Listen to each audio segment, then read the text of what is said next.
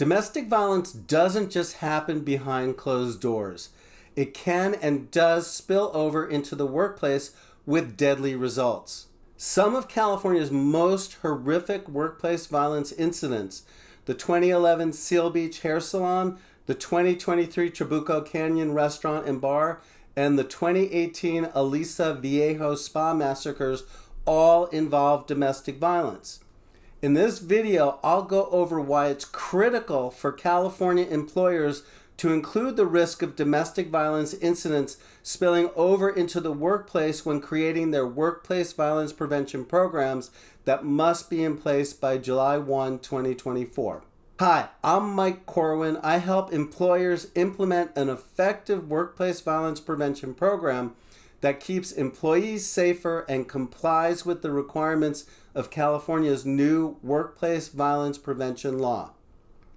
My approach to preventing workplace violence is based upon what I learned during my 30-plus years of working as a civil and criminal litigation investigator, where I investigated many work-related violence incidents, and I had to learn how to keep myself safe from violence while working in some very dangerous places. California requires employers to have a workplace violence prevention program in place by July 1, 2024. I've got a great tool to help you get started developing your prevention program. My free workplace violence prevention checklist. It's a roadmap you can follow as you develop a workplace violence prevention plan. Just click on the link in the description below. Women are murdered on the job at a higher percentage than men.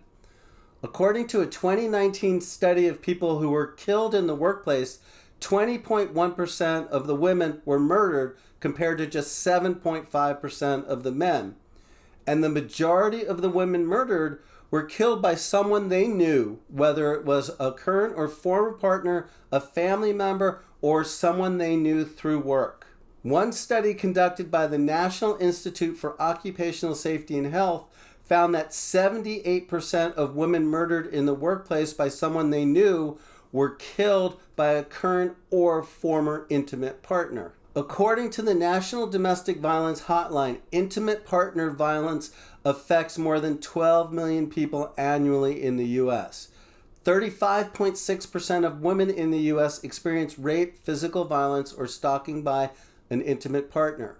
Even if a domestic violence victim leaves her abusive partner, she still needs to make a living. And that's what makes her so vulnerable to violence at her workplace. Domestic violence abusers know that their victims work at a specific location, and that's critical for employers to understand when thinking about domestic violence related to workplace violence. Because even if she moves away from her home or gets a restraining order, she can still be found easily by the abuser because she has to keep on working, and that's usually at the same workplace where she worked while they were together. In a domestic violence, workplace violence incident, the attacker needs to gain access to the victim. According to the National Institute for Occupational Safety, most workplace violence killings of women done by a current or former intimate partner occur in parking lots or in work areas that are public. And it's not just women as employees who are at risk. The bombing of a day spa in California that killed the owner and 2 patrons was a targeted killing of the owner by her ex-intimate partner. 42% of the businesses in America are women-owned, and owning a business also requires that you show up day in and day out. And while current and former intimate partners are the most likely source of domestic violence-related workplace violence, it's not the sole source.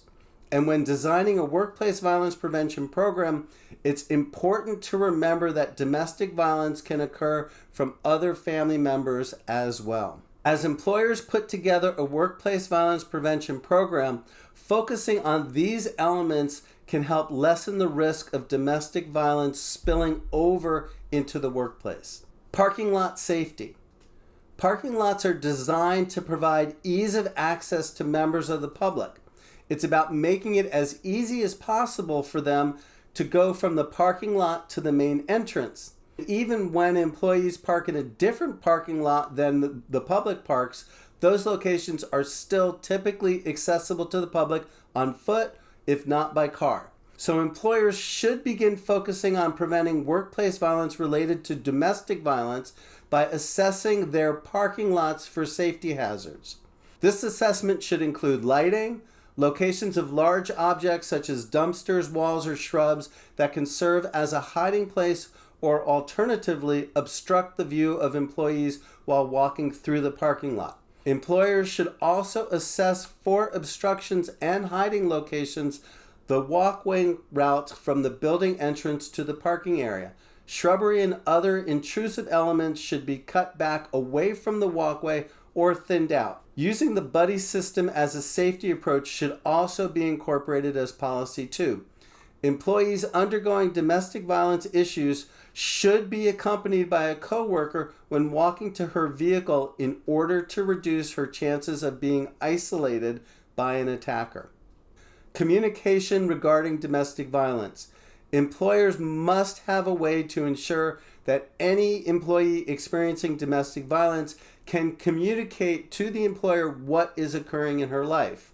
Employers often prefer to separate employees' private lives from their work lives, but domestic violence is too dangerous for a hands-off approach. Creating a confidential reporting process for anyone experiencing domestic violence or threats of violence to be able to report what's taking place. And to discuss with your employee the safety protocols that are to be followed. California's new workplace violence prevention law allows for employers to obtain restraining orders to help protect employees from a potential domestic abuser, but in the end, an order's protections are limited. Obtaining a restraining order is most beneficial as serving notice to an abuser to stay away from the workplace, and hopefully he'll do so. If he does arrive on premises, you can call the police to report an abuser, but the order is not physically going to prevent the abuser from entering. Employers should also implement a code word communication process that allows someone concerned about her safety to communicate that concern to coworkers through a code word without drawing attention to herself and further angering the abuser. Code words are especially effective when an employee has been pressured by an abuser to meet at the workplace and the employee doesn't feel that she can say no. Visitor check-in policies and training. A familiar face who regularly visits a place of work is much more likely to gain access than a total stranger.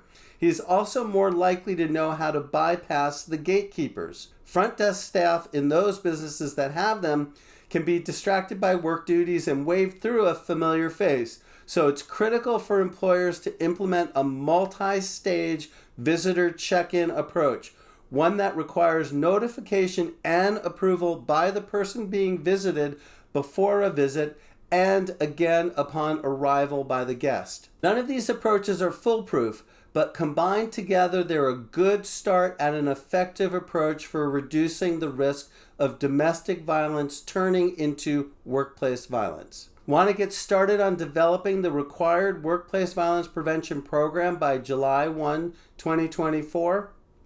Download my free workplace violence prevention checklist. It's a great roadmap for you to follow as you develop a workplace violence prevention plan.